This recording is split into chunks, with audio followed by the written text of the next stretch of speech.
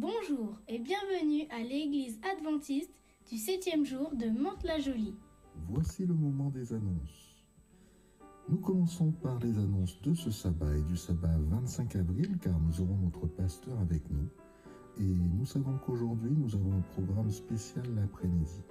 Le 25 avril, cependant, ce sera un sabbat foyer. Vous êtes déjà au courant, mais cet après-midi, nous avons une vie d'église. Ce moment, réservé aux membres baptisés de l'église, est prévu à 14h30. Parmi les thèmes abordés, nous aurons bien évidemment la fête de la musique, mais aussi la fête des voisins. Il y aura aussi les travaux de l'église et la préparation de la suite de l'année ecclésiale. Faisons des plans pour participer à cette vie d'église. Le samedi 18 avril, nous aurons la présence du groupe Still of Men for God de Paris Sud. Ils seront présents pour l'ensemble du culte. Ils tiendront donc un culte liturgique et d'évangélisation. Nous devons profiter de ces moments pour inviter les personnes qui ne connaissent pas notre Église et qui pourraient la découvrir au travers du chant, du gospel et de la liturgie. Faisons des plans pour être présents, mais aussi pour inviter nos amis. Et justement, tout de suite dans votre téléphone, vous allez recevoir une invitation à partager à vos amis pour samedi prochain. Faisons des plans pour être présents et partageons massivement cette invitation. Les programmes se poursuivent et nous allons déjà parler du 2 mai. Nous aurons un programme spécial avec le docteur Sylvana. Elle vient de l'église de Rouen et elle aura l'opportunité de nous entretenir le matin sur la gestion du stress en lien avec la confiance en Dieu. Et l'après-midi, nous parlerons d'hypertension. Il y aura même une séance de prise de tension et il y aura aussi une conférence sur l'hypertension de 15h à 17h. Nous sommes vraiment invités à proposer à nos amis, à nos parents, tous ceux qui veulent avoir plus d'informations sur ces différents sujets, de venir et de participer à ce moment. Entre midi et 2, il y aura un repas et nous vous invitons à amener vos meilleurs mets succulents pour que nous puissions participer à ce moment. Le mois d'avril pour le département des JA, le dimanche 19 avril, il y aura activité sportive. Le samedi 25 avril, les JA se rencontreront le matin. La chorale de notre église revient. La première répétition aura lieu le 18 avril. Et nous vous invitons d'ores et déjà à vous rapprocher de Nathalie, de James pour pouvoir prendre les informations nécessaires et participer à ce moment. Le rendez-vous du dimanche matin à 8h, le moment de prière et de méditation. Le thème de ce dimanche, l'expression d'une vie de consécration constante. Le verset de référence de ce dimanche se trouve dans Jean 15 au verset 4. Ne manquez pas ce moment d'encouragement, de foi et de communion fraternelle. Que Dieu vous bénisse abondamment et vous garde. Les sujets de prière pour cette nouvelle semaine. Nous continuons de prier pour les familles de l'Église. Nous prions également pour notre sœur Aïcha afin de remercier Dieu pour le soulagement et pour que Dieu continue à la conduire auprès des médecins dans sa prise en charge. La Fédération France Nord organise la collecte annuelle des dons spécialement pour offrir des Bibles. Et si une Bible changeait une vie? Pour certains, ce n'est qu'un livre. Pour d'autres, c'est un espoir. Il y a eu l'année dernière plus de 700 personnes qui ont demandé une Bible. Nous pouvons faire la différence en participant à cette collecte annuelle de dons pour offrir des Bibles. Faisons des plans. Cette collecte annuelle aura lieu le 25 avril et nous sommes donc déjà invités à y participer. Comment le faire? Comment donner pour les Bibles? Plusieurs méthodes s'offrent à nous, mais il y a notamment des enveloppes blanches qui sont prévues. Vous aurez plusieurs autres méthodes disponibles et pour cela, nous vous invitons à vous rapprocher de la trésorerie. Notre Église peut s'impliquer.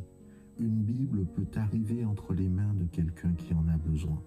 Participons donc à ce programme et ensemble, offrons non seulement une Bible, mais aussi une espérance. Nous vous remercions de votre attention et nous vous souhaitons un agréable sabbat.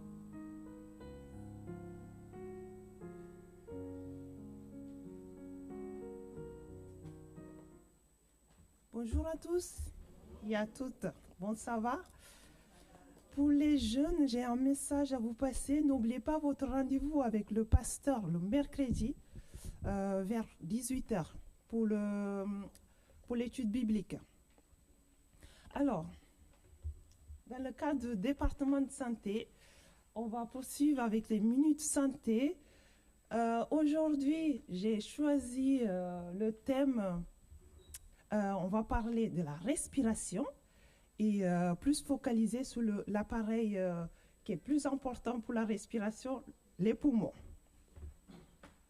Pour les poumons, comme tout le monde sait, la respiration, ça se passe par inspiration d'air et expiration d'air. Et l'air rentre par le nez, il descend pour le pharynx, ensuite larynx, il continue par le trachée, ensuite par les bronches, et ça se termine, c'est là vraiment que les processus ça passe, par les alvéoles. Et c'est là que ça se passe l'échange gazeux. Ça veut dire l'oxygène est absorbé dans le sang et le dioxyde de carbone est expulsé et après ça sort aussi par la narine ou par la bouche. Comme je viens juste de dire, on n'a pas beaucoup de temps. La respiration, ça se passe par le nez. Il y en a qui vont respirer par la bouche. Et c'est là, en fait, on ne va pas avoir le temps de faire tout ce qui est exercice, mais c'est important, je vais arriver là. Je vais vous laisser juste, en fait, écouter la vidéo qui va suivre, qui va expliquer vraiment l'importance de l'appareil respiratoire, mais surtout le poumon, vraiment concentré sur le poumon. C'est quoi le poumon et en fait, c'est quoi son rôle dans la respiration? Restez attentifs. Et se purifie. Un processus rendu possible par deux des organes les plus importants et les plus fragiles du corps humain. Expirez. À chaque respiration, le corps se régénère et se purifie. Un processus rendu possible par deux des organes les plus importants et les plus fragiles du corps humain. Les poumons sont deux éléments majeurs du système respiratoire. Souples, légers et élastiques, ces organes sont conçus pour inspirer et se remplir d'air. Chaque poumon se compose de différents lobes. Le poumon droit en a 3. Et le poumon gauche, un peu plus petit pour laisser de la place au cœur, en a 2. Ce cloisonnement garantit la sécurité des poumons. Si un lobe est endommagé, les 4 autres restent intacts et continuent de fonctionner. Les lobes sont également reliés à des conduits séparés de la trachée, appelés bronches, qui acheminent l'air depuis le nez et la bouche.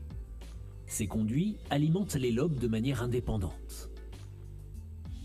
Dans chaque lobe, les bronches se divisent en plusieurs ramifications reliées à des poches d'air. Appelées alvéoles, ces poches sont responsables d'un échange d'air crucial. Lorsqu'une personne inspire, l'alvéole se remplit d'oxygène. Les parois de l'alvéole, où se trouve une infinité de capillaires, sont si fines que l'oxygène inspiré peut les traverser pour être absorbé par les cellules sanguines des capillaires. Un échange similaire se produit dans l'autre sens. Le dioxyde de carbone évacué par le système sanguin peut traverser la paroi alvéolaire. Il est ensuite expulsé à chaque expiration. Cet échange de gaz, appelé respiration, donne son nom au système respiratoire. En raison de cet afflux d'air, les poumons sont exposés aux éléments en permanence et peuvent parfois en être victimes. Des maladies pulmonaires apparaissent comme l'emphysème, parfois causée par l'inhalation de la fumée du tabac, et la pneumonie, dont l'origine peut être l'inhalation d'agents infectieux. Ces maladies et d'autres affections pulmonaires sont la 4e cause de mortalité aux États-Unis. Les poumons sont des organes fragiles. Malgré cette vulnérabilité, leur structure anatomique leur permet de rester robustes pour jouer un rôle vital, alimenter notre corps en oxygène.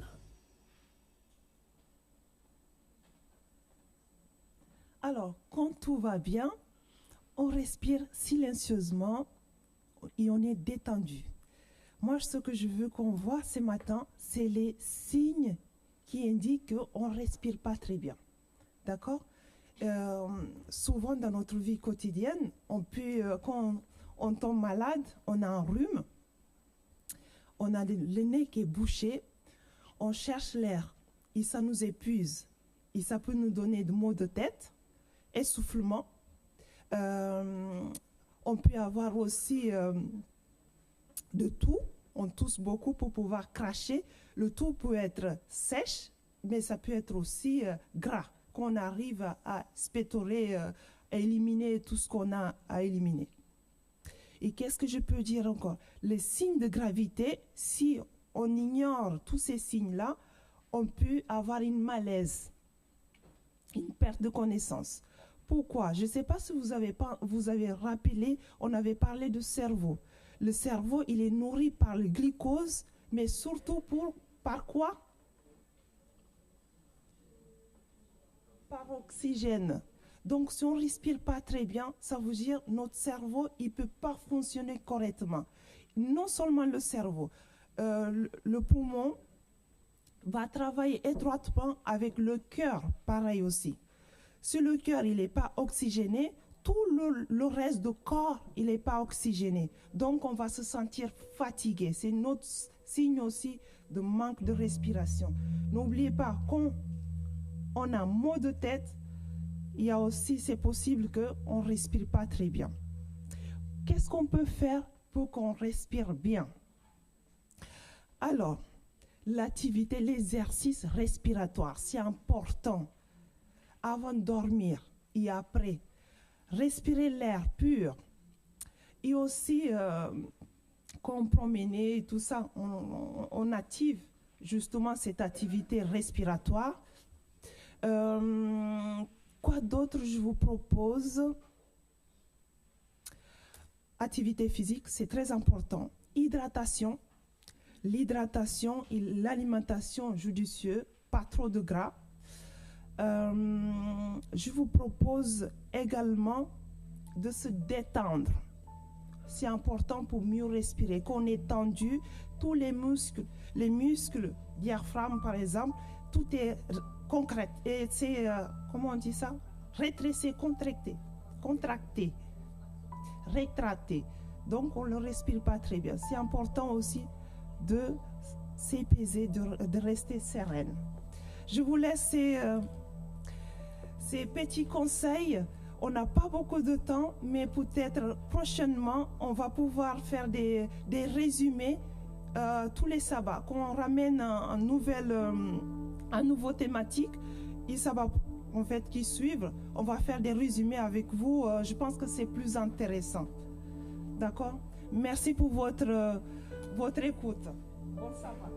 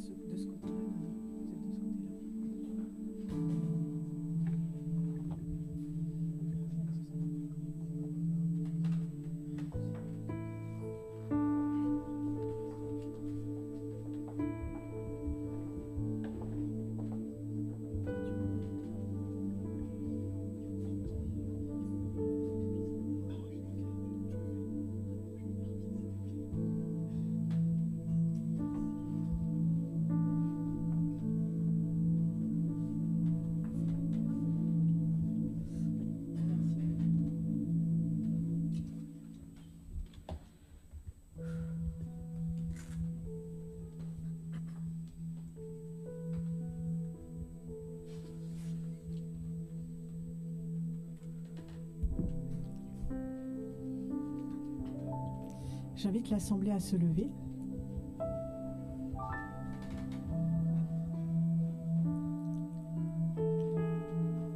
Alors que nous offrons ce culte à notre Dieu, soyons disposés à recevoir ses enseignements. Laissons-nous influencer par sa parole. Laissons-nous toucher par son amour. Que rien ne détourne notre attention afin que nous soyons à l'écoute de notre Maître. Accueillons son Esprit Saint dans nos cœurs et nos pensées. Amen. Souffle, souffle de Dieu, nous t'accueillons. Chantons ensemble.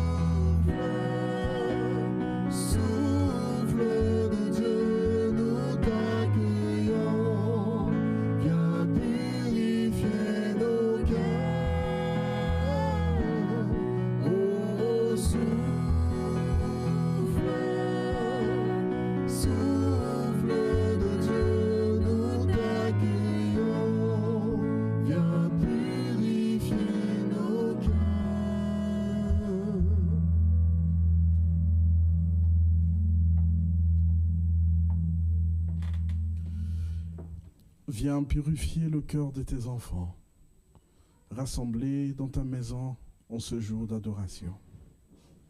Parle-nous. Nous t'en prions au nom de Jésus-Christ. Amen.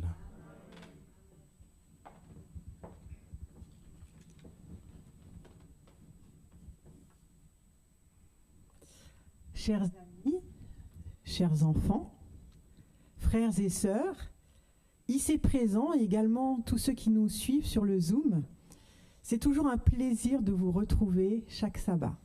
Je suis contente de vous voir, j'espère que vous aussi. Alors que tant de personnes souffrent de solitude, nous avons la joie de savoir que nous sommes aimés de Dieu, n'est-ce pas? D'un amour profond, sincère et éternel. Et en bonus, nous avons la joie de faire partie de cette grande famille qu'est l'Église. Amen. Chaque semaine, nous avons l'occasion de nous ressourcer spirituellement, moralement, en famille. Et c'est une grande bénédiction. Amen. Apprécions cette bénédiction et prenons le temps de nous encourager les uns les autres. Je vous invite à vous tourner vers votre voisin et à lui dire « Jésus t'aime, sois le bienvenu ».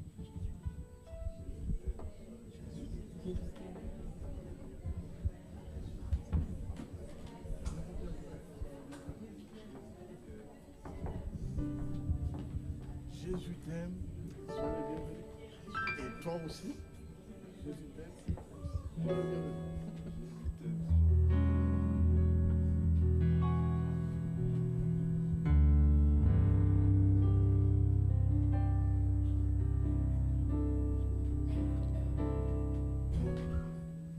Amen.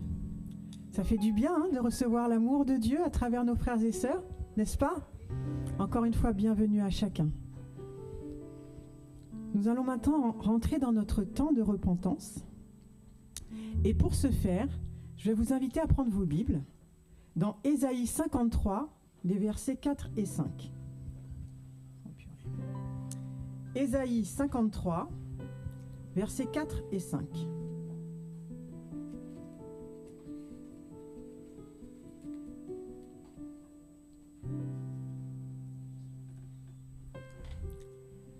Vous y êtes avec moi? Je vais lire. Cependant, ce sont nos souffrances qu'il a portées. C'est de nos douleurs qu'il s'est chargé. Et nous l'avons considéré comme puni, frappé de Dieu et humilié. Mais il était blessé pour nos péchés, brisé pour nos iniquités. Le châtiment qui nous donne la paix est tombé sur lui. Et c'est par ses meurtrissures que nous sommes guéris. Amen. Jésus, mieux que personne, comprend chaque épreuve que tu traverses et les émotions qui peuvent te submerger dans les moments difficiles. La Bible nous décrit qu'il s'est chargé de nos douleurs. C'est-à-dire que toute la souffrance que je peux ressentir aujourd'hui, il l'a vécue avant moi.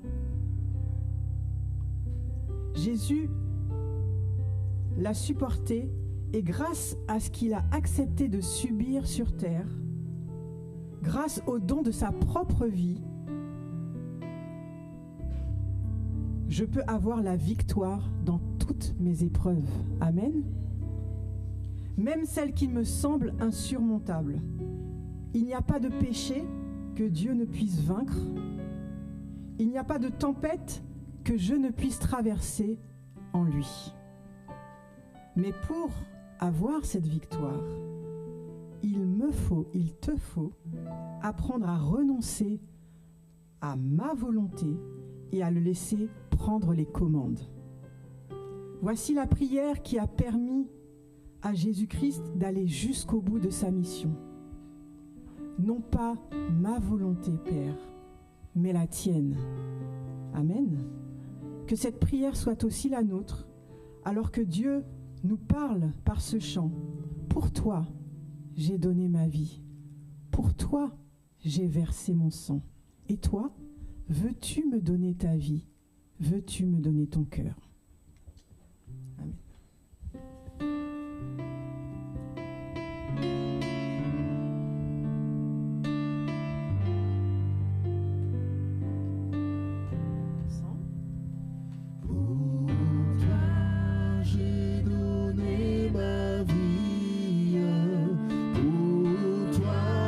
J'ai dans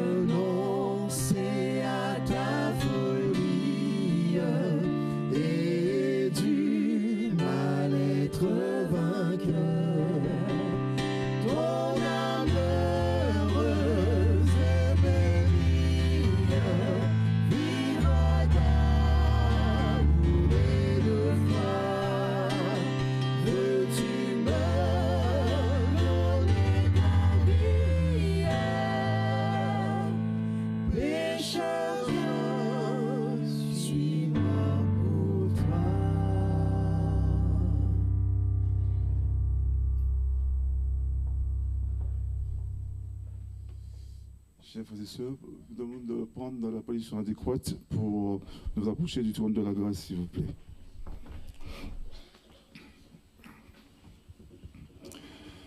Père Céleste, notre Dieu Tout-Puissant, Maître de l'univers, l'alpha et l'oméga, omniscient et omnipotent.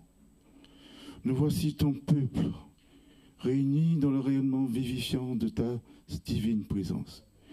Réunis pour te rendre un culte de louange. Réunis dans le bonheur et la grâce de ton saint sabbat. Réunis pour te rendre un culte de louange et d'adoration digne de la grandeur de ton nom, digne de la grandeur de tes œuvres, digne de toi, digne de ta fidélité. Père Céleste, au terme d'une semaine apaisante pour certains, mais ô combien éprouvante pour d'autres, mais malgré les diverses charges que nous portons chacun, malgré toutes les péripéties que nous traversons les uns les autres, malgré les ruses, les attaques, les inconvénients que les forces du mal emploient pour nous aveugler, pour nous décourager, pour nous diviser, nous avons choisi d'être ici en ta présence en ce jour spécial. Et pour cela, tu as affermi nos pas vers toi, afin que nous puissions faire corps tous ensemble. Que nous fassions faire corps dans l'allégresse de la célébration de ton saint sabbat. Pour te rendre toute la louange, pour te rendre tous les hommages, toute la gloire qui te sont dues. Pour te rendre gloire pour ta magnificence, pour te rendre gloire pour ta grande puissance, pour te rendre gloire pour ton amour, un amour si grand, si fort, un amour incommensurable, comme nous avons étudié, un amour agapé, un amour indéfectible, que pour nous sauver, nous, misérables pécheurs, tu as donné ton Fils unique, afin qu'aucun de nous ne périsse, mais que tous nous héritons de la vie éternelle, en Jésus-Christ, notre Sauveur, notre Consolateur, notre Libérateur, notre Rédempteur. Père Céleste, en ce saint jour que tu as consacré, sanctifié, pour le repos de ton peuple, pour la restauration de ton peuple, pour la sanctification de ton peuple, pour la communion de ton peuple avec toi, notre Créateur, nous venons vers toi, le cœur plein d'espérance, le cœur assoiffé de toi, car il est écrit, Dieu n'est point un homme pour mentir, ni fils d'un homme pour se repentir. Et tu nous as fait cette gracieuse promesse, ce don gratuit pour nous misérables pécheurs, cette bienveillante invitation pour nous restaurer, pour nous fortifier. Venez à moi, vous tous qui êtes fatigués et chargés, je vous donnerai du repos. Nous croyons en cette parole. Oui, nous croyons en cette promesse. Nous croyons en ta vérité, nous croyons en ta fidélité. Et nous avons la ferme assurance. Nous avons la ferme conviction qu'auprès de toi, nous trouverons du repos. Qu'auprès de toi, nous trouverons la paix. Qu'auprès de toi, nous trouverons du réconfort dans les vicissitudes de nos vies quotidiennes, dans nos luttes face aux conséquences de ce conflit cosmique, dans les confrontations incessantes, aux difficultés, aux tribulations, aux isolations, aux contraintes, aux souffrances et aux détresses, aux attaques incessantes de l'ennemi et aux épreuves qui nous assaillent. Ta parole déclare, déchargez-vous sur lui de tous vos soucis, car lui-même prend soin de vous. Père, nous voici chargés de tous nos soucis, nous voici chargés de tous nos maux, de tous nos défauts, de tous nos fardeaux, de toutes nos souillures. Et c'est par la foi en ta parole, c'est par la foi en ta promesse, c'est par la foi en ton pardon, c'est par la foi en ton salut que nous répondons à ton appel. Un appel si réconfortant, si bienveillant. Père, nous te confions tout cela. Et nous savons, Père, que tu vas nous relever. Père Céleste, miséricordieux et compatissant, nous voulons te demander plus. Et nous savons que tu nous donneras encore plus. Beaucoup plus. Beaucoup, beaucoup plus. Père Céleste, c'est avec beaucoup de reconnaissance et de gratitude que nous te présentons nos dîmes et nos offrandes.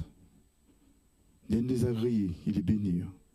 Et ouvrir les éclats du ciel afin de déverser sur ton Église, sur ton peuple de Mantes-la-Jolie, tes bénédictions sans mesure.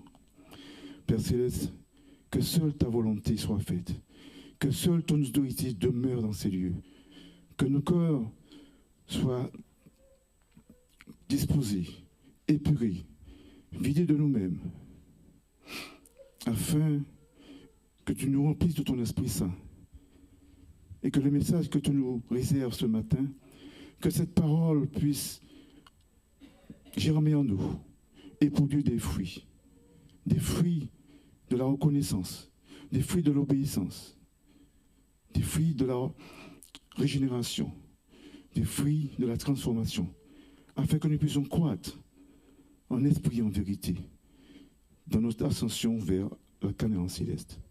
Au nom de Jésus, notre Sauveur, notre Rédempteur. Amen.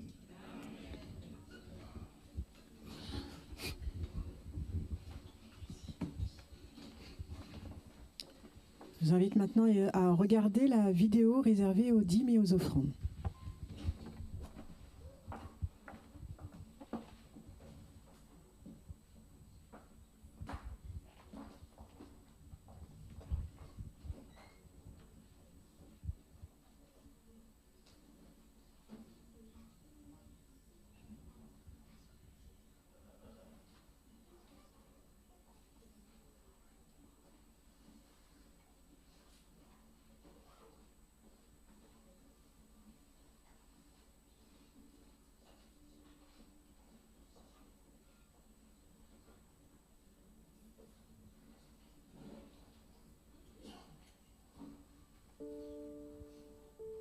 Kudakwaché Chipatizo, un homme d'affaires calme et à la voix douce, s'est un jour arrêté à une station-service pour gonfler un pneu. Mais une autre voiture bloquait l'accès à la pompe. N'ayant pas d'autre choix, il s'est garé devant. Lorsque le conducteur est revenu et a vu le véhicule de Kudakwaché, il a explosé de colère et lui a adressé des mots durs. Kudakwaché est resté calme, l'a salué d'un sourire et a gentiment déplacé sa voiture. Toujours furieux, l'homme l'a suivi en criant « Comment peux-tu rester aussi calme? Pourquoi n'as-tu pas riposté? Si tu avais dit quelque chose, ça aurait pu mal tourner. » Kudakwaché a gentiment répondu qu'il était chrétien et que Dieu avait changé son cœur et lui avait appris à traiter les autres avec bienveillance.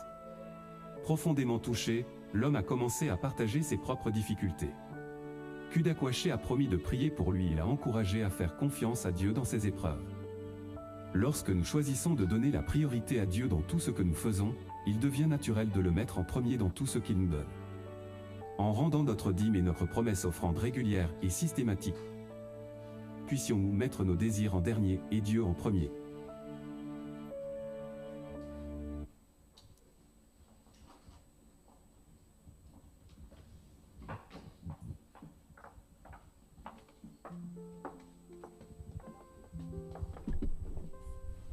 Alors que le diaconat va récolter nos dons, nous allons chanter ensemble, c'est mon joyeux service d'offrir à Jésus-Christ.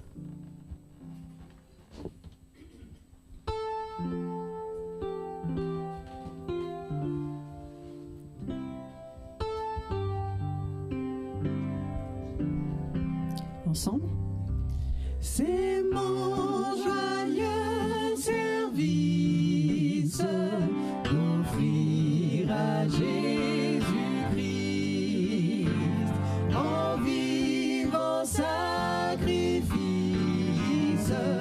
mon corps et mon esprit. Accepte mon offrande. Accepte mon offrande.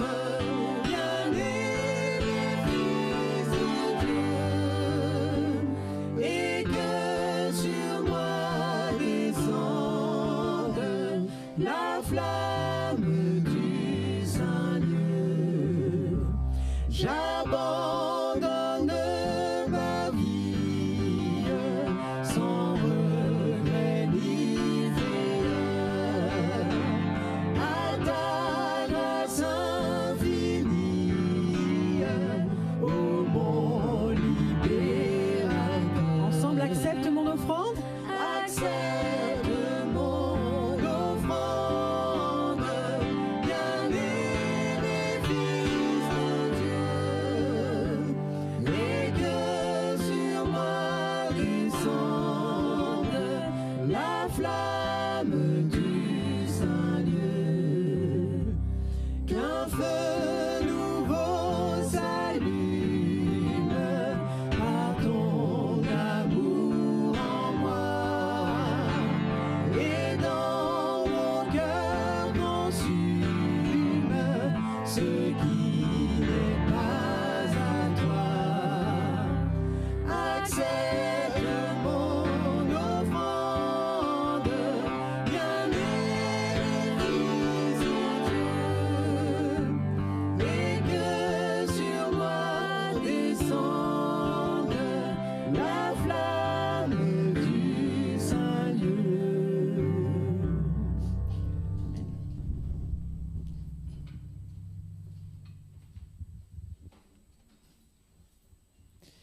J'invite maintenant tous les enfants à se rapprocher, car Tati Viviane leur a préparé une belle histoire.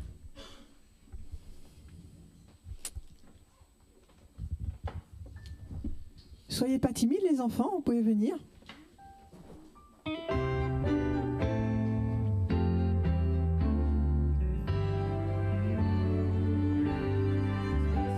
L'heure est arrivée d'adorer le Seigneur.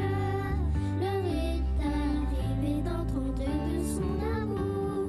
Des belles histoires qui m'amènent toujours à avoir confiance en Dieu. L'heure est arrivée d'adorer le Seigneur. L'heure est arrivée d'entendre de son amour. Viens mon ami, assieds-toi avec moi. Soyons attentifs à l'histoire. Tous ensemble. Bonjour les enfants. Bonjour les enfants. Ah, c'est mieux. Bonjour frères et sœurs. Oh, c'est déjà mieux. Hein. Alors, comment allez-vous les enfants? Bien, vraiment bien? Pourquoi? Pourquoi vous allez vraiment bien? Ah, c'est bien, c'est bien. Et puis bientôt les vacances aussi. Ah, voilà. Est-ce que ça vous est déjà arrivé, quand vous sortez de l'école, vous allez dans le placard ou dans le frigidaire, vous ouvrez, vous fermez le frigidaire, vous restez 2 minutes devant le frigidaire à regarder, après vous refermez, puis après vous allez dans le placard, vous ouvrez, vous regardez, vous cherchez, vous poussez, après vous revenez dans le frigidaire, vous l'ouvrez, vous regardez, comme si par miracle ça allait se remplir. Est-ce que ça vous arrive? Non? Moi, ça m'arrive quand l'école est finie, et ben, à chaque fois, je regarde à chaque fois le frigo, après le placard et tout. T'as raison, mon fils aussi.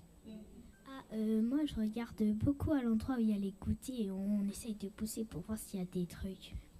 Et il y a des trucs à chaque fois? Oui, des fois non. Alors pourquoi tu cherches autant s'il y en a? Parce qu'on cherche. Tu cherches autre chose? Oui. Ah. Elle cherche, mais sauf que je vois qu'il y a quelque chose. Je lui dis pas. Ah, tu lui dis pas, donc t'es pas gentil alors? Si, je veux le dire, mais sauf qu'il le dit pas. Alors, qui d'autre? Personne n'ouvre le frigo, ferme le frigo? Moi, ça m'arrive hein, des fois. Même mon fils qui est grand, il est devant le frigo comme si ça allait se remplir. Voilà, je vais vous raconter une histoire. Je vais vous lire une histoire plus ou moins. Ça s'appelle L'inattendu du soir. C'était un soir comme les autres, ou presque. Le soleil se couchait lentement derrière les immeubles fatigués de notre quartier. À la maison, le frigo résonnait de silence glacial. Vide, pas de pâtes, pas de riz, même pas un morceau de pain oublié. Rien. Ma maman fixait les placards des étagères de la cuisine comme si par miracle quelque chose allait apparaître. Ma mère ne me disait rien. Je voyais son cœur se serrer dans ses yeux. Ce soir-là, elle devait préparer son repas pour sa formation du lendemain. Et pire encore, il ne restait presque plus d'essence dans sa vieille voiture, toute cabossée. Une voiture qui refusait parfois de démarrer, même quand le réservoir était plein. J'aurais voulu faire quelque chose, mais j'étais juste une petite fille de 10 ans. Alors j'ai fermé les yeux et j'ai murmuré, « Jésus, on a besoin de toi. » Sans un mot, maman a pris ses clés et m'a dit doucement, « Viens, on va chez Tati. » Le trajet semblait long. Le silence dans la voiture était plus pesant que le bruit du moteur. On aurait dit qu'il allait caler à chaque feu rouge. En arrivant chez ma tante, maman n'a pas eu besoin d'expliquer. Elle a juste souri, un peu gênée, un peu triste. Et là, le miracle est arrivé. Ma tati a disparu dans la salle, dans la cuisine, puis elle est revenue avec un sac énorme, rempli de provisions, des pâtes, du riz, des lentilles, du jus, du café, etc. Et plein d'autres choses. Exactement ce dont on avait besoin. Et ce n'est pas tout. Mon autre tati est arrivée, comme par hasard. Elle a glissé 20 € dans la main de maman en disant « Je ne sais pas pourquoi, mais j'ai pensé à toi toute la journée. » Sur le chemin du retour, maman avait les larmes aux yeux, des larmes de gratitude. Elle pouvait remplir son petit sac de nourriture pour sa formation et faire le plein d'essence, malgré le prix. Ce soir-là, dans notre petite cuisine, on a partagé un simple repas, mais rempli de foi. Et plus tard, dans mon carnet, j'ai écrit en grand, « Même quand il n'y a plus rien, il reste toujours Dieu, à qui on peut demander son aide, et Dieu a été fidèle. » Et dans Matthieu 7, 7, qui c'est qui veut lire? Viens.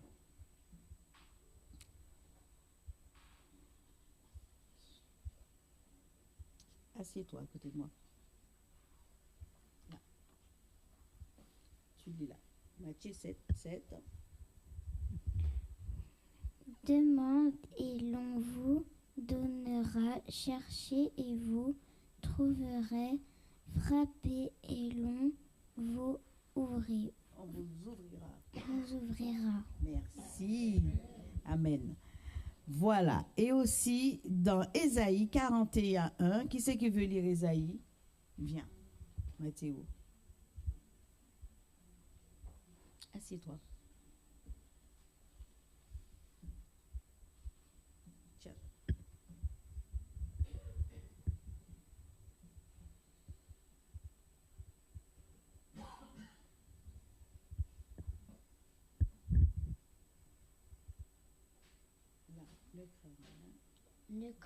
Ne crains rien car je suis avec toi. Ne promène pas des regards inquiets car je suis ton Dieu. Je te fortifie, je viens à ton secours, je te soutiens de ma droite triomphante. Merci Mathéo. Et on va prendre un dernier, c'est Matthieu 6, 26. Qui c'est qui veut lire? Viens. À quoi tu vas?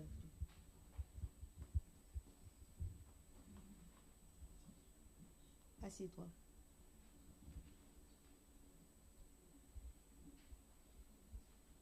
Tiens. Là, Regardez les oiseaux du ciel, ne sèment ni ne moissonnent, et ils n'amassent rien dans des greniers, et votre Père céleste le riz, valez-vous pas beaucoup plus que... Merci.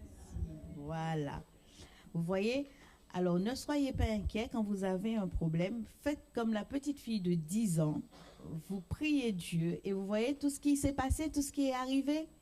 Voilà. Qui c'est qui veut prier? Viens. Viens aussi, viens. Vous allez faire une petite prière toutes les deux. Oui. Amen. Jésus, je te remercie de tous les merci que tu me donnes. De tous les merci que tu me donnes.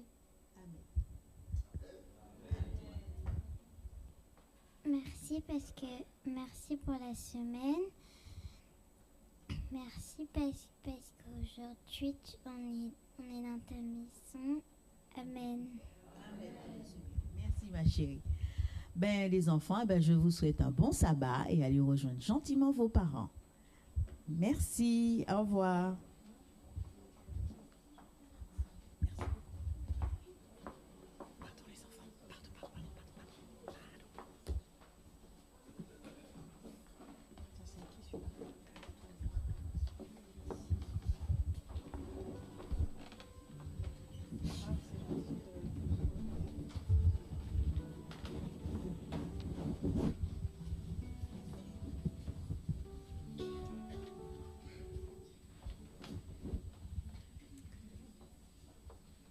Voici venu le moment de nous réjouir dans le nom de Jésus-Christ, notre temps de louange.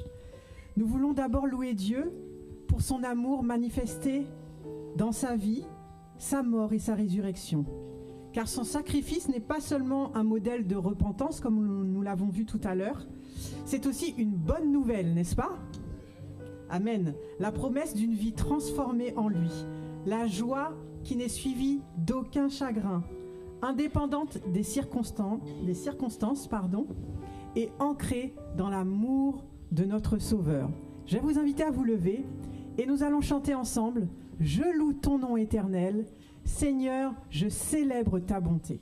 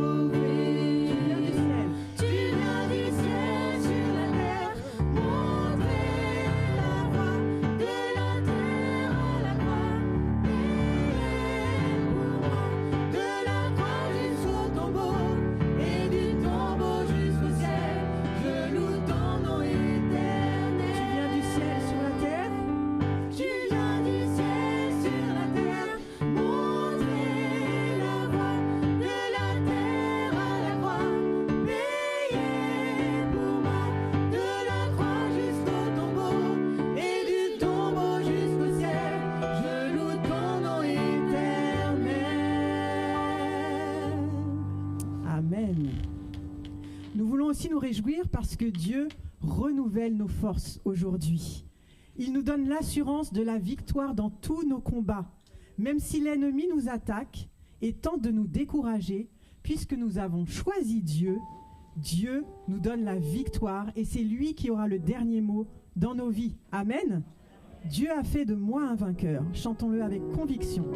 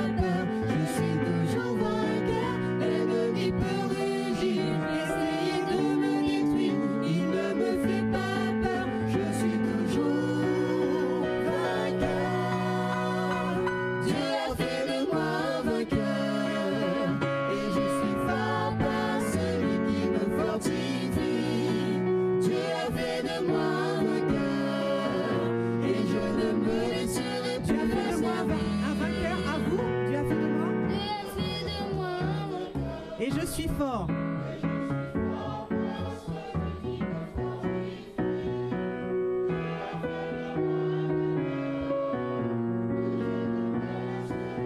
Tous ensemble, Dieu a fait de moi un vainqueur.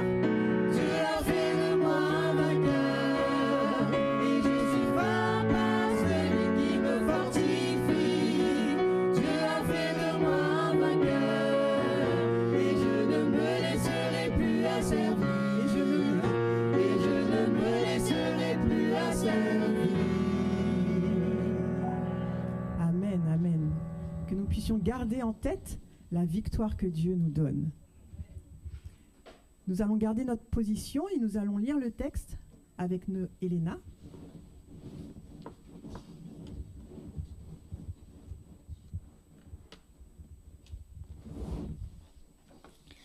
Bonjour à tous.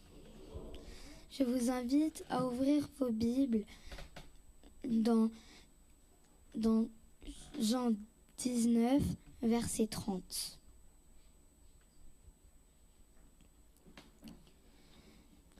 Quand Jésus eut pris le vinaigre, il dit « Tout est accompli », puis il baissa la tête et rendit l'esprit. Amen. Merci, vous pouvez vous asseoir.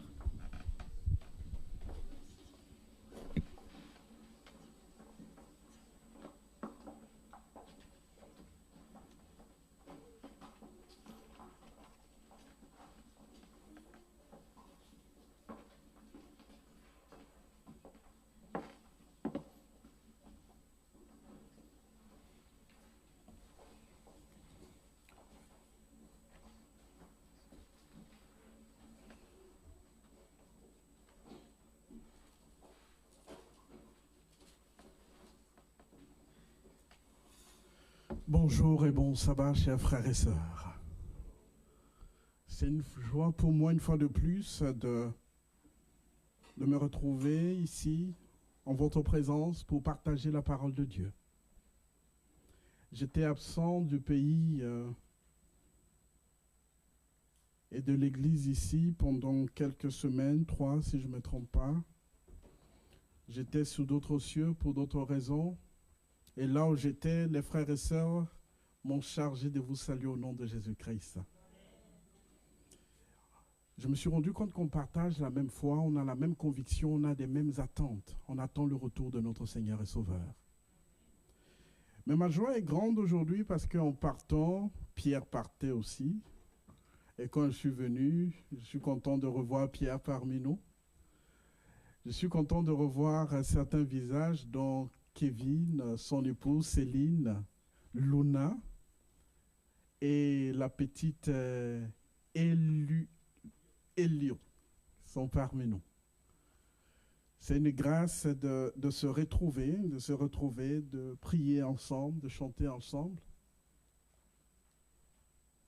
Mais la joie est grande parce que Elio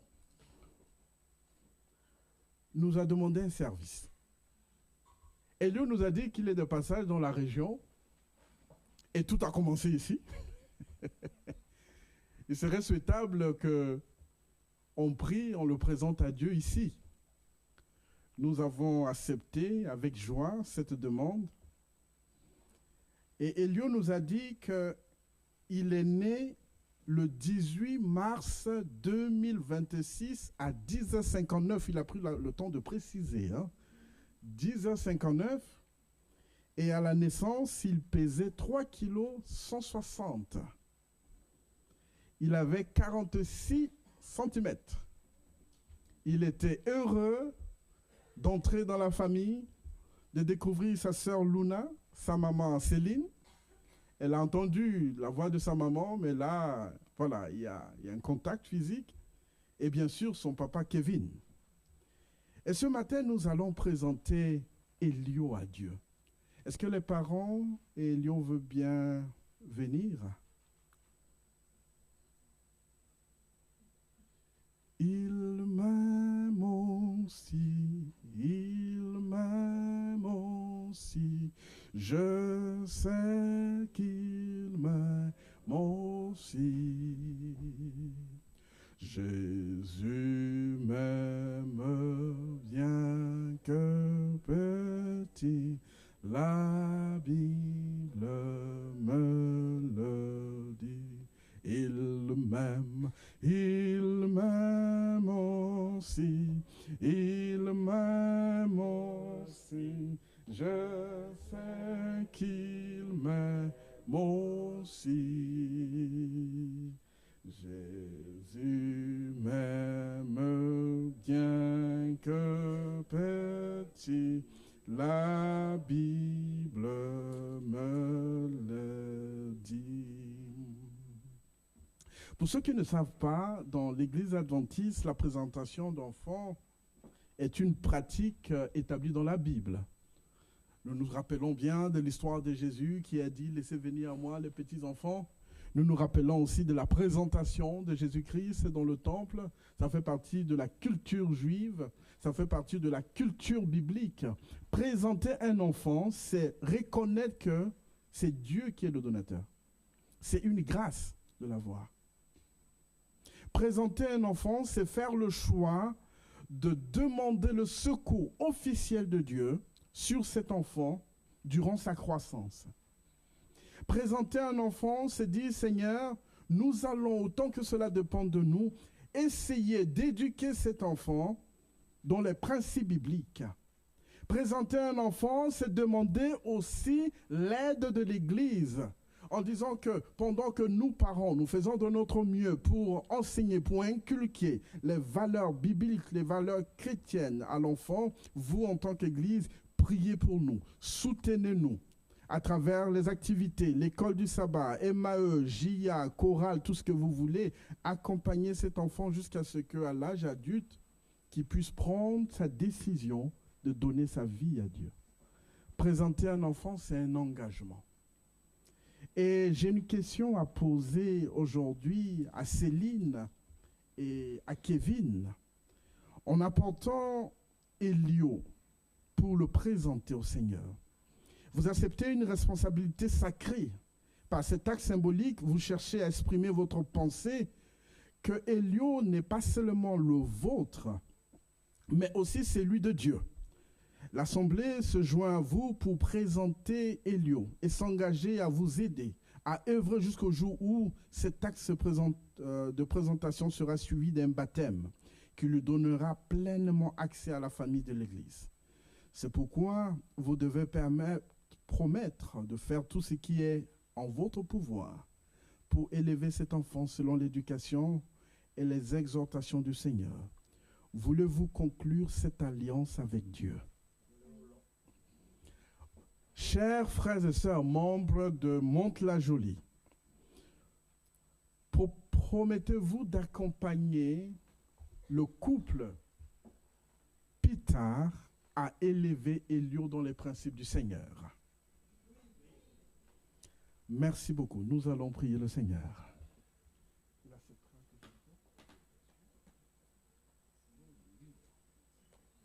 Je vous prie de vous mettre debout.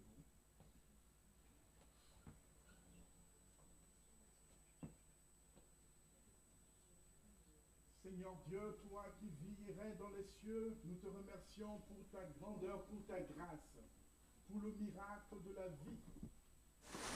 Tu as augmenté la famille Pitard. Tu as ajouté un être de plus, Seigneur. C'est une joie dans la famille. Nous te remercions pour cette grâce. Nous te remercions pour cette présence.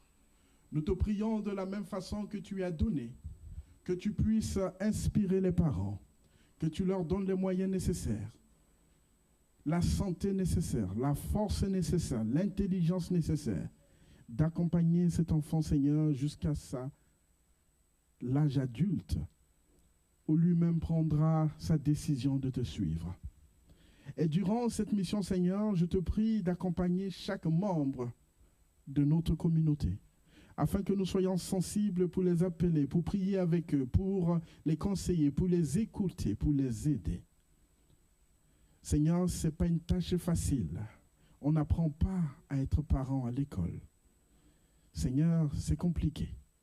Mais de la même façon que tu as donné la possibilité, nous comptons sur toi pour donner les moyens nécessaires.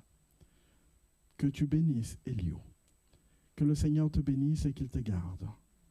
Que le Seigneur fasse luire sa face sur toi et qu'il t'accorde sa grâce.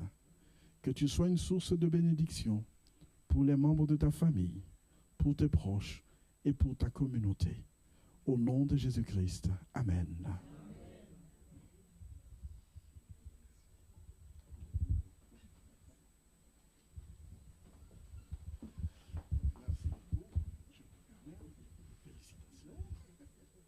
Alors, je vais appeler la secrétaire de l'église, elle est là. Ah oui, elle est dans les parages. Merci.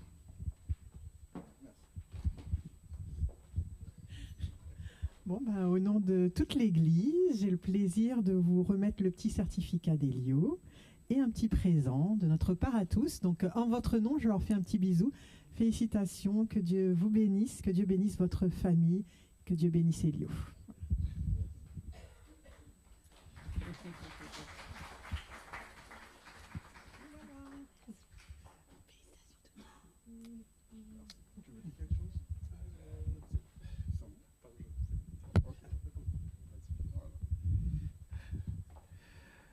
Bonjour frères et sœurs.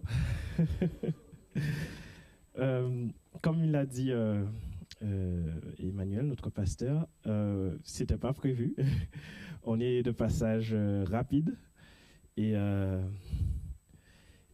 il m'a posé une question comme l'eunuque. Qu'est-ce qui empêche que ça se fasse là? C'est hier, il me demande qu'est-ce qui empêche que. Et avec Céline, on s'est dit, ben rien. Donc ça ne sera que... Il m'avait dit qu'il allait m'appeler pour qu'on puisse prier ensemble. Il m'a dit, eh bien, je réserve cette prière pour demain. Et donc, je lui ai dit que ça ne sera que meilleur parce qu'il y aura tous mes frères et sœurs avec moi. Donc, voilà, je vous remercie beaucoup. Et j'espère qu'on se reverra, ça ne sera pas la dernière fois.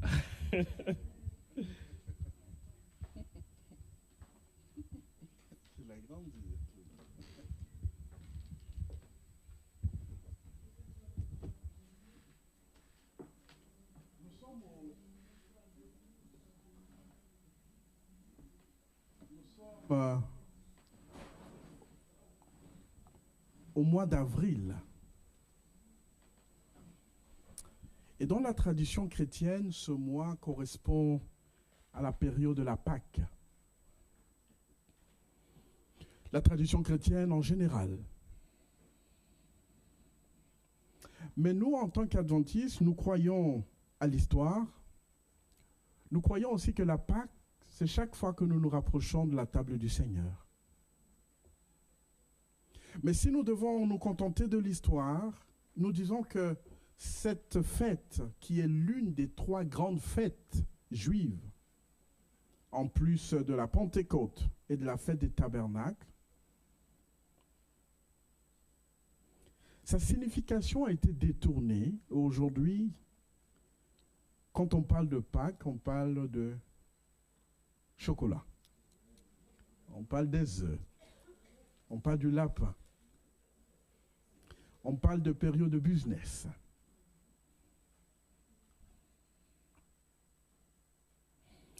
L'année prochaine, l'Église adventiste mondiale compte organiser un programme autour des 2000 ans de baptême de Jésus-Christ.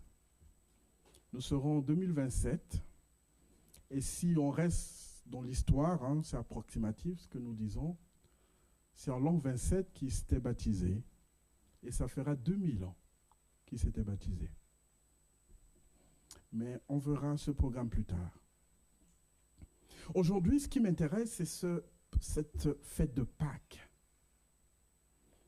La Pâque, à l'origine, est le passage de l'ange destructeur au-dessus des maisons des Hébreux. Quand on parle de Pâques, en hébreu, ça veut dire passage. Passage de quelque chose. Passage de l'ange destructeur au-dessus des maisons des Hébreux. Passage de l'esclavage à la liberté. Passage à travers la mer Rouge. On passe de quelque chose à l'autre.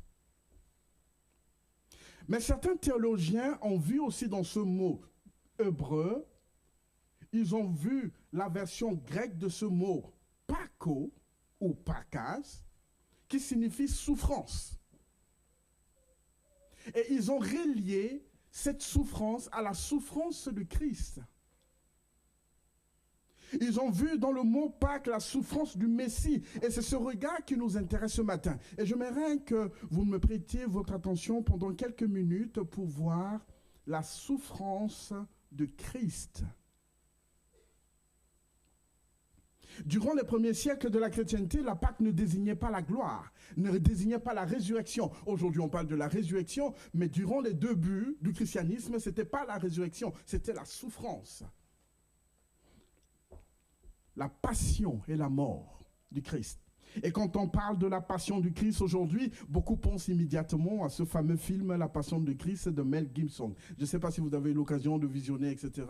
Ceux qui n'ont pas eu l'occasion, je vous encourage de le faire, mais j'interdis aux âmes sensibles de le regarder parce que c'est un peu violent. C'est un film marquant, violent, inoubliable. Ce matin, j'ai choisi de vous parler de la souffrance de Jésus-Christ à travers ce film-là. Mon but est de mettre en lumière la contribution des humains dans la souffrance de Jésus-Christ. C'est-à-dire que quand on parle de la souffrance de Jésus-Christ, quel a été l'apport des humains dans cette souffrance-là? Plus précisément, leur contribution dans les 12 dernières heures de Jésus-Christ avant sa mort. À la lumière de la Bible, si nous restons simplement dans une lecture littérale,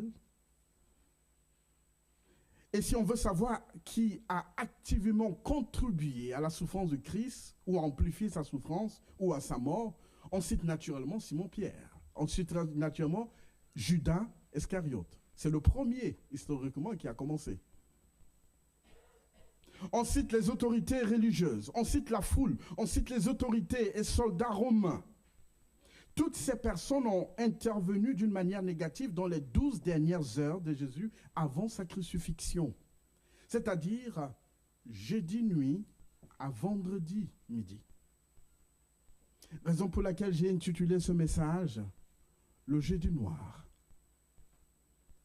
Le jeudi noir ne prenait pas littéralement jeudi noir, mais spirituellement, jeudi noir, car c'est le moment durant lequel Jésus a été trahi. Il a été trahi par Judas. Il a été trahi par Pierre. Il a été trahi par la foule.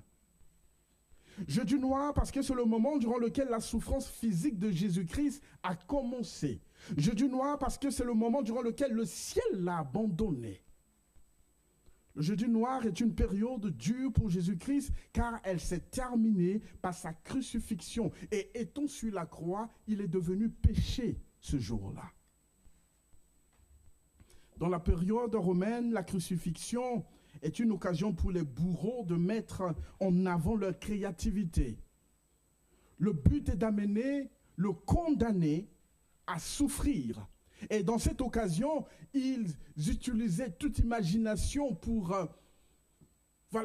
susciter l'intérêt de la foule, pour amener la foule à comprendre, à voir l'extraordinaire façon dont ils utilisaient pour tuer.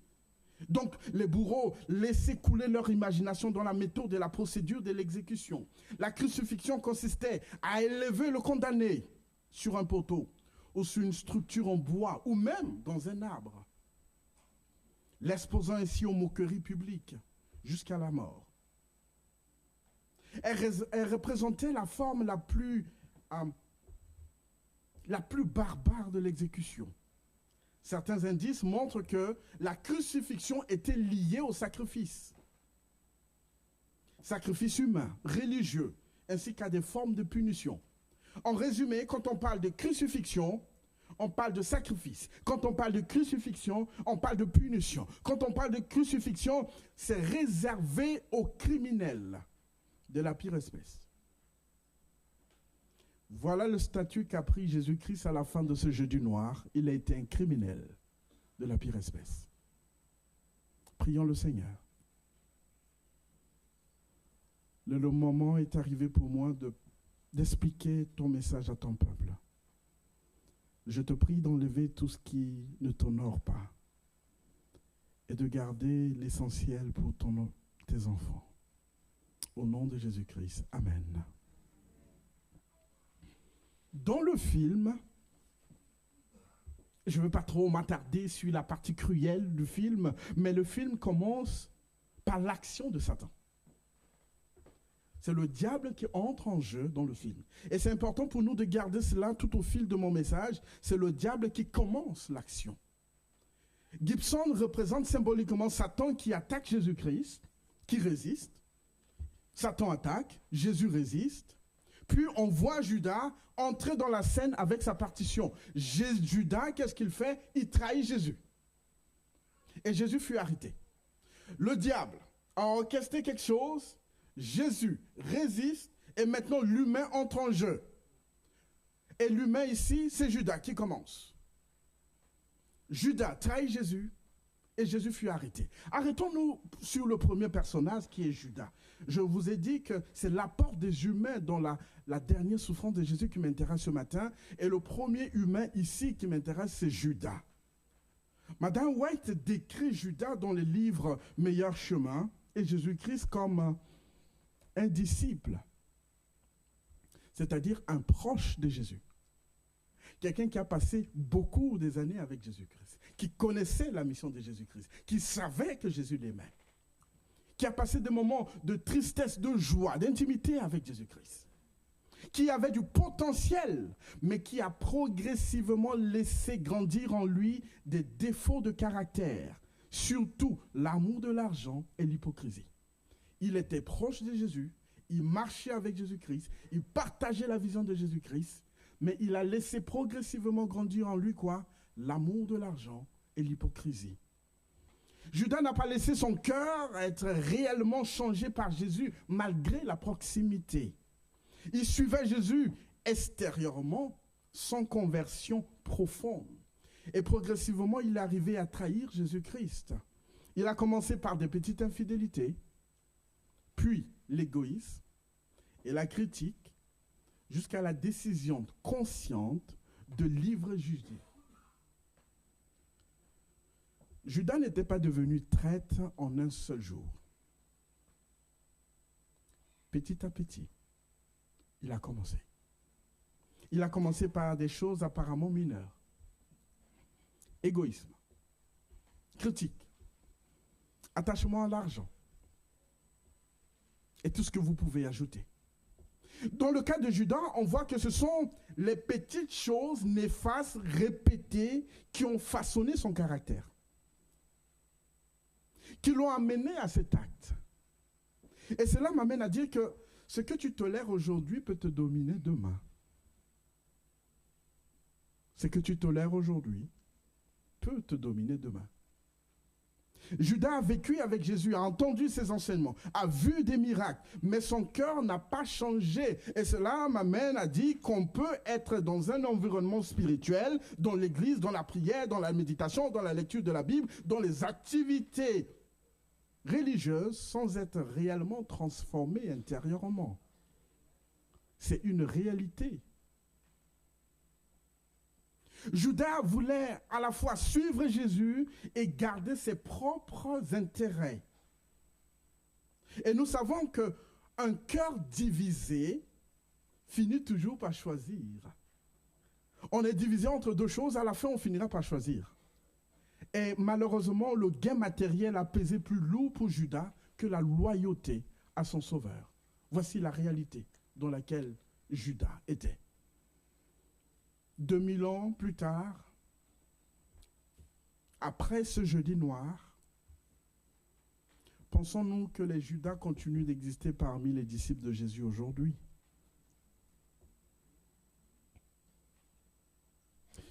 C'est vous qui avez répondu oui. Et je m'appuie sur votre réponse pour dire oui, malheureusement. Les Judas continuent de trahir Jésus. Le Judas chrétien, c'est ce disciple de Jésus en apparence, mais dont le cœur n'est pas encore transformé. En apparence, on est disciple. En apparence, on est chrétien. En apparence, on est ensemble. Mais le cœur n'est pas encore transformé. Le Judas chrétien, c'est quelqu'un qui spirituellement s'éloigne de la foi tout en donnant l'apparence d'y adhérer. Spirituellement, on est très loin, mais physiquement, on est ensemble. Quelqu'un qui est dans la foi extérieure sans être sincère dans la foi intérieure.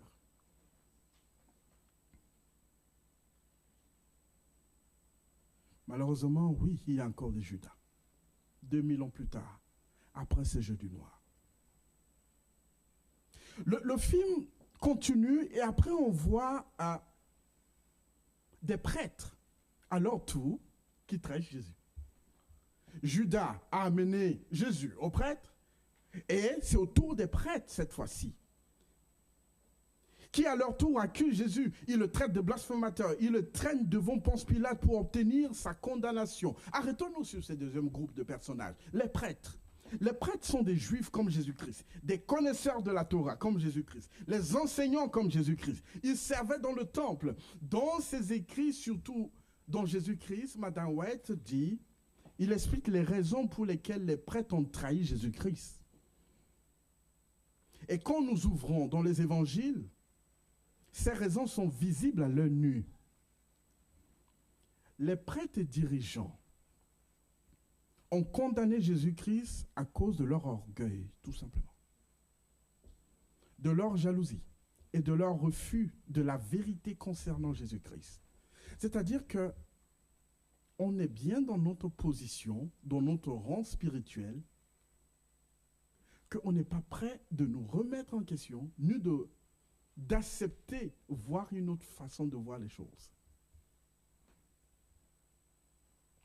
Ils savaient au fond que Jésus était juste, mais leur position et leur pouvoir ont pris le dessus. Ils craignaient de perdre leur influence sur le peuple. C'est la véritable raison qui les a poussés à trahir Jésus-Christ. Pour les dirigeants religieux, la connaissance religieuse ou la position spirituelle ne garantit pas une relation sincère avec Dieu. Quand on est persuadé d'avoir toujours raison, on peut finir par rejeter la vérité, même sans s'en rendre compte. Le plus souvent, quand nos intérêts, réputation, position, contrôle passent avant la vérité, on devient capable de justifier l'injustice. Les prêtres ont condamné Jésus en pensant défendre la religion. Ils ont condamné Jésus en pensant défendre Dieu, en pensant défendre la vérité. Il est possible de poser des mauvaises actions tout en croyant servir Dieu. 2000 ans plus tard, après ce jeudi noir-là, pensons-nous que les prêtres, comme ceux qui ont condamné Jésus-Christ, continuent d'exister parmi l'Assemblée de Dieu? Oui. Malheureusement, oui. Ces prêtres représentent les leaders spirituels que nous sommes, que je suis. Les responsables d'église. Nous qui avons cette responsabilité de conduire le peuple. Et Jésus les qualifie d'hypocrites. C'est un mot utilisé par Jésus-Christ. Il dit hypocrite. Pharisien, c'est-à-dire rigide, attaché aux règles. Légaliste, c'est-à-dire quelqu'un qui insiste excessivement sur les règles religieuses au détriment de l'esprit, de l'amour, de la compassion. On n'insiste que sur la règle. Moraliste, c'est-à-dire quelqu'un qui juge beaucoup les autres. Oui, il y a encore des prêtres, 2000 ans plus tard, après ce jeudi noir, qui continuent de trahir Jésus-Christ. Vous pouvez vous dire que heureusement qu'il parle à lui-même, il parle à lui et ses anciens, c'est bien, mais si on repousse un peu la question, chacun de nous, on est prêtre dans notre milieu, on est prêtre dans notre maison, on est prêtre dans notre sphère. Finalement, c'est à nous tous que le message s'adresse. Voici le second groupe qui a condamné Jésus-Christ. Un groupe qui a rendu les 12 dernières heures de Jésus-Christ amères. Un groupe de spécialistes de la Bible, des leaders spirituels, des gens qui sont censés comprendre, connaître Jésus, accompagner Jésus dans son ministère. Ils ont trahi Jésus-Christ. Le film continue par la scène de la foule. Dans le film, on voit une partie de la foule demander que Jésus soit crucifié. Cette foule est montrée comme instable, facilement manipulée, emportée par l'émotion collective. Elle passe rapidement de la curiosité à la violence. Elle passe rapidement de « Hosanna » à « Crucifie-le ». Gibson accentue les cris, la pression psychologique, l'effet de masse. Et cela donne une impression de justice transformée en lynchage public. Le peuple voulait tuer Jésus-Christ à tout prix. Mais quand on analyse bien, on se rend compte que la foule a été entraînée par l'opinion dominante. Ceux qui sont venus ce jour-là ne savaient pas qu'ils devaient décider de quoi que ce soit. Ils ne savaient même pas qu'il fallait se positionner. Mais quelqu'un a donné le feu vert et les autres ont suivi. L'opinion dominante a menacé, a tout changé. Beaucoup dans la foule ont probablement suivi le mouvement. Ils n'ont pas agi sur une conviction profonde. Non, ils ont juste suivi le mouvement. 2000 ans après ce jeudi noir-là, pensons-nous qu'une foule comme celle qui a condamné Jésus-Christ continue d'exister dans ce monde dans lequel nous sommes? Je pense que oui, la réponse est oui. Aujourd'hui, cette foule représente la tendance humaine à se laisser entraîner parfois à faire des mauvais choix. Chaque fois que l'on rejette l'amour, la vérité ou la justice incarnée par Jésus-Christ, on reproduit symboliquement ce moment. Crucifiez-le. Chaque fois qu'on laisse de côté toute cette valeur qui est censée être notre socle, le socle de notre société, de notre communauté, on est en train de dire crucifiez-le. La scène présente aussi la torture physique de Jésus-Christ, infligée puis la mort. Les acteurs de cette partie sont bien évidemment Ponce Pilate et les soldats romains. Soucieux d'éviter la colère de la foule, Ponce Pilate ordonne que Jésus soit flagellé. Et c'est l'une des pires, l'une des scènes un peu terribles dans le film,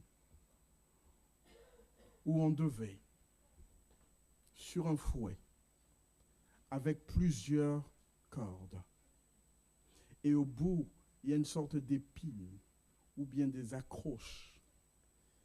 Et quand on mettait sur son dos, on retirait. Je ferme la parenthèse. Ce sont des hommes gaillards, robustes, des soldats, qui avaient cette lourde responsabilité de fouetter 49 fois. C'est lui qui est venu leur donner à manger. C'est lui qui est venu les guérir. C'est lui qui est venu les sauver. Jésus est frappé, humilié, flagellé. Le film montre une violence extrême, mais la réalité spirituelle est encore plus profonde. Jésus ne porte pas seulement le péché, mais il devient péché ce jour-là. À la fin de ce jeudi noir, il devient péché. Il ressent la séparation avec Dieu et le poids de toute l'humanité. Et à cet instant, le ciel semble se taire. Et pour ceux qui le peuvent, je vous encourage, mercredi prochain, dans le cadre de notre réunion de prière, nous allons parler de silence de Dieu, quand Dieu se tait. Et à ce moment-là, le ciel semble se taire. Frères et sœurs, imaginez la scène. Les disciples fuient, la foule se moque, les anges observent, le Père reste silencieux, tout semble s'écouler. C'est cela le jeudi noir. Un moment où Dieu semble absent, le mal semble gagner et l'injustice triompher. Voici le jeudi noir. Humainement parlant, c'est un proche de Jésus, Judas, qui a occasionné tout cela. Il a livré Jésus-Christ aux prêtres. Humainement parlant, ce sont les compatriotes de Jésus, les responsables spirituels de sa communauté qui l'ont livré aux gouverneurs et aux soldats romains. Humainement parlant, c'est la foule qu'il a guéri, qu'il a nourri, qu'il est venu sauver, qui a prononcé la sentence de sa mort. Même si les Romains représentés aujourd'hui par le pouvoir politique ont exécuté Jésus, il a aussi été trahi et abandonné par les siens. Humainement parlant, Pilate et les soldats romains ont simplement exécuté l'ordre. Et cela m'amène à me poser une question. Quand aujourd'hui, on critique le nom de Dieu, on critique Jésus-Christ, on parle mal de lui dans le monde, dans l'aspect public, etc. Est-ce que, si on fouille bien, ce sont ces autorités-là qui sont à la cause de la situation ou bien nous-mêmes? Quand on voit l'histoire de l'Église, je pense que l'Église a contribué aussi à ce que le nom de Jésus soit bafoué par notre propre comportement. Et je parle de l'Église en général.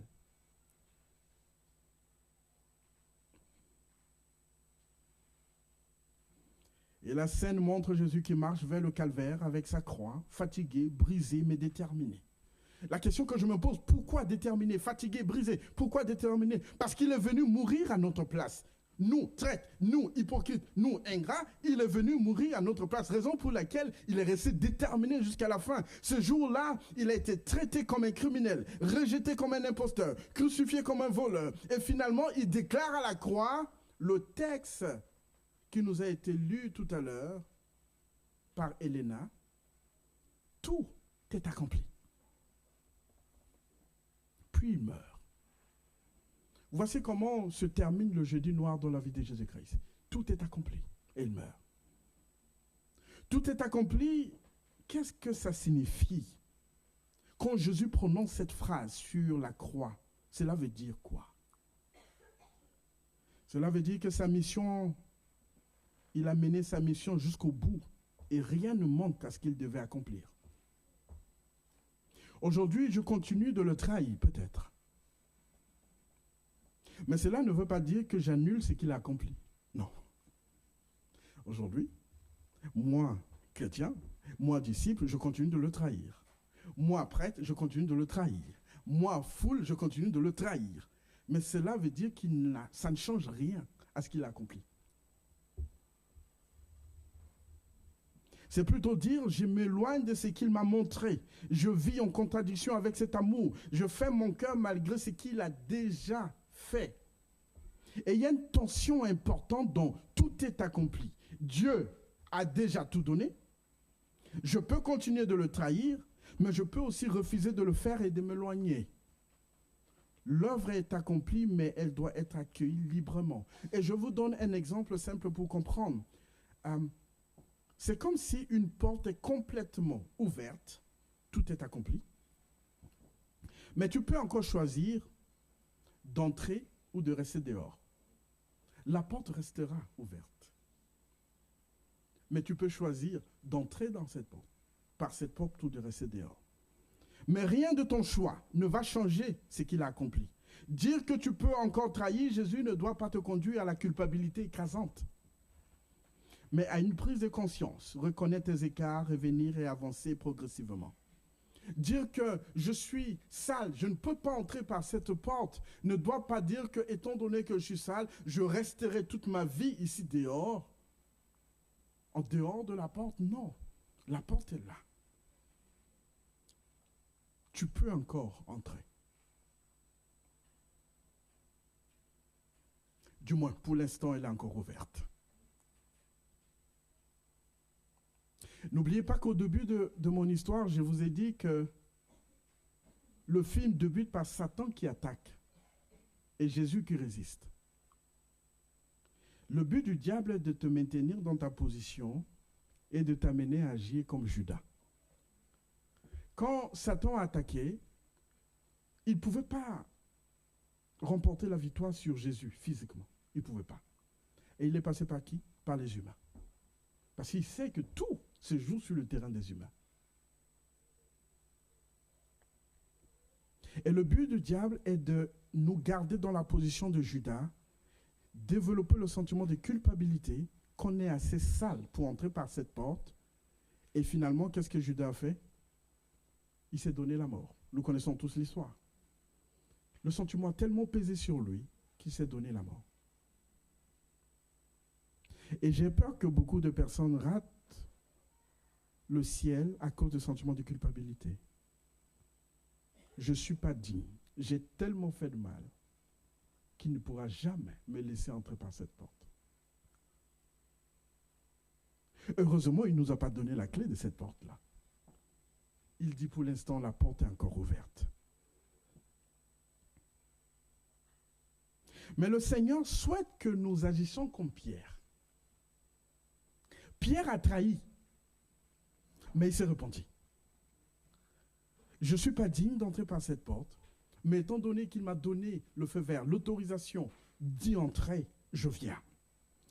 Le jeudi noir de Jésus-Christ, la souffrance de Jésus-Christ a pour finalité de nous rendre libres de notre choix, de choisir d'entrer ou de ne pas entrer. Oui, aujourd'hui, ce sont les promotions de Pâques.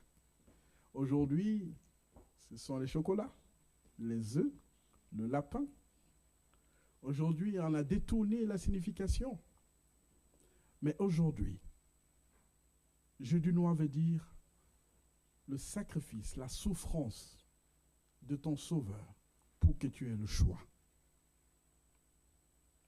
Par la grâce de Dieu, dans 2 semaines, nous allons voir la résurrection. Que le Seigneur nous bénisse. Amen.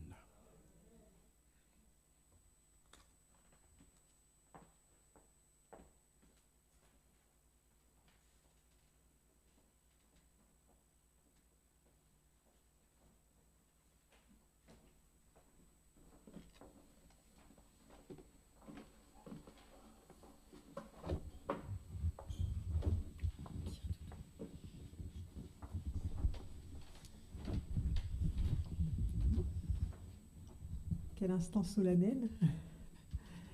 Que le Seigneur puisse nous donner la force de tenir ferme jusqu'au bout, comme lui nous a montré l'exemple. Je vais vous inviter à vous lever et nous allons chanter ensemble « Marchons frères, bon courage, de Jésus, suivons les pas ». Nous allons prendre les 2 premières strophes de ce cantique.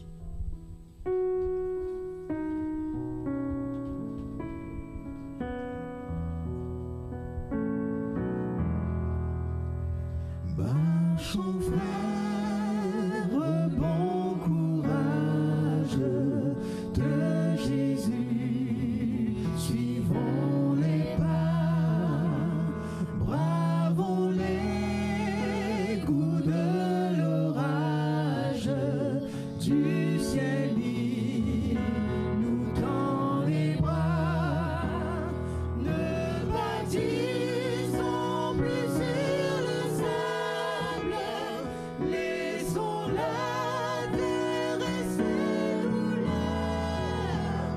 Ici-bas, rien n'est durable, espérons, vivons ailleurs. Le Seigneur nous encourage, car nous voguons vers les cieux. Aidons-nous dans le voyage, par Jésus victorieux. Ne bâtissons plus sur le sable, laissons la terre et ses douleurs. Ici-bas, rien n'est durable, espérons, vivons ailleurs.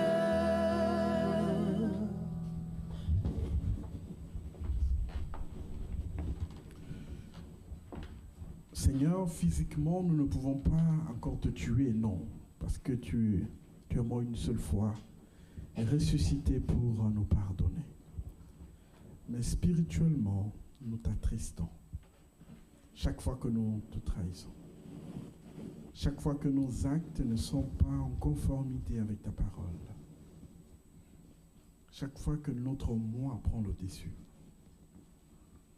nous te rendons triste. Mais tu nous as appris ce matin que la porte est ouverte. On peut continuer de le faire ou choisir de nous repentir. Seigneur, on peut bel et bien choisir, mais on n'a pas la force de tenir. Comme le cantique vient de nous le dire, Seigneur, garde-nous pas sur ce chemin du bon choix. Et s'il arrive qu'on n'a pas cette conscience, qu'on n'est pas sensible de reconnaître nos erreurs, Seigneur, que ton Saint-Esprit puisse nous révéler ce que nous devons changer et qu'il nous accompagne à rester fidèles. Telle est la prière que je te lève au nom de Jésus-Christ. Amen. Que sa paix soit sur nous jusqu'à son retour. Chantons ensemble.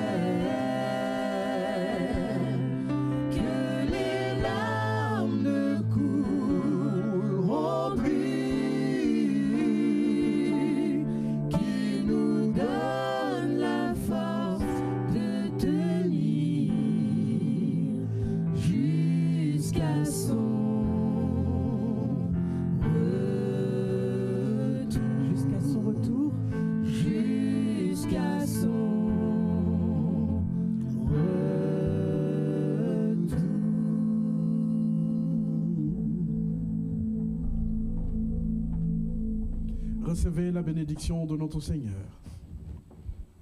Que le Dieu de paix vous sanctifie lui-même, tout entier. Et que tout votre être, l'esprit, l'âme et le corps soient conservés irrépréhensibles lors de l'avènement de notre Seigneur Jésus-Christ. Que la grâce de notre Seigneur Jésus-Christ soit avec vous. Amen.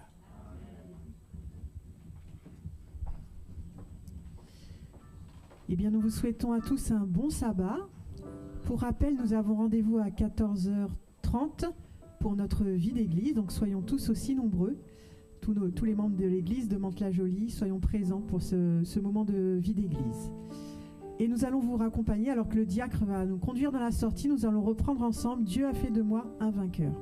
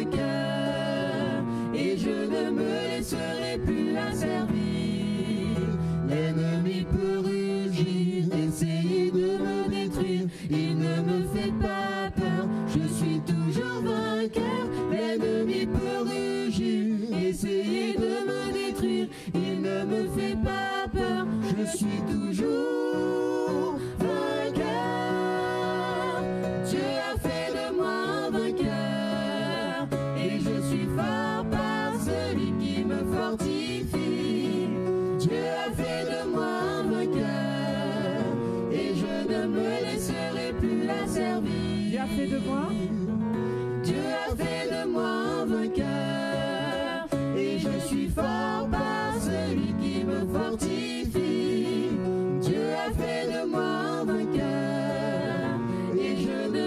laisserai plus asservir.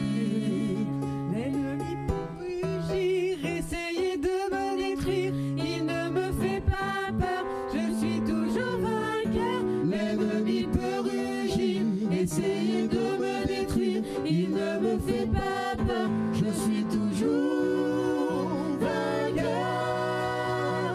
Dieu a fait de moi un vainqueur et je suis fort par celui qui me fortifie. Dieu a fait de moi un vainqueur et je ne me laisserai plus asservir. Dieu a fait de moi une dernière fois. Dieu a fait de moi un vainqueur et je suis fort par celui qui me fortifie. Dieu a fait de moi un vainqueur et je ne me laisserai plus asservir. Et je ne me laisserai plus asservir.